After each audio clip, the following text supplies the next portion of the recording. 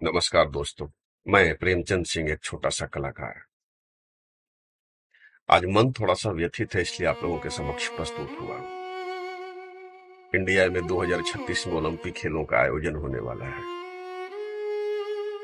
पर उसके लिए संत श्री आसाराम जी बापू का जो मुख्य आश्रम है, जहां उनके करोड़ों साधकों की आस्था है,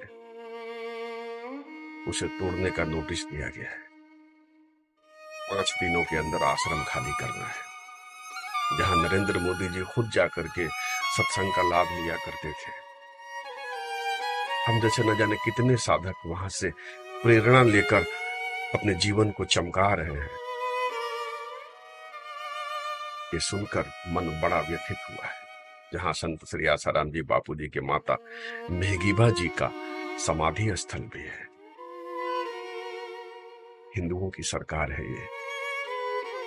हम सबने बड़ी उम्मीद के साथ भाजपा को शासन सौंपा है कि शायद हिंदुओं का कल्याण होगा।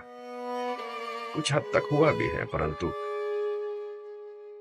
ऐसे संतों के आश्रमों को तोड़ के यदि खेल कूद का प्रांगण बनाया जाएगा, वो भी कुछ महीनों के लिए, कुछ महीनों के ओलंपिक के लिए, सालों से चले आ रहे आश्रम तपस्थली, जहां बापूजी ने खुद अपने हाथ से ईंट रखा है, उसे तोड़ दिया जाए, कहां तक उचित है?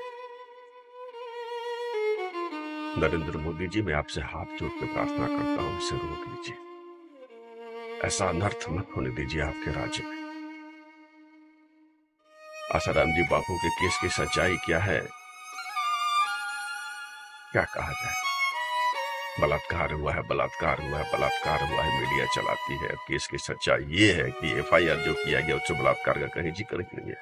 ऐसी कई चीजें हैं जो ये साबित करती हैं कि केस गलत है, फंसाया गया है उनको। और अभी तक सिर्फ इतने सालों में सिर्फ लोअर कोर्ट का जजमेंट है, न तो हाई कोर्ट तक भी मामला अभी तक हाई कोर्ट में पेंडिंग है। सुप्रीम कोर्ट तो दूर की बात है।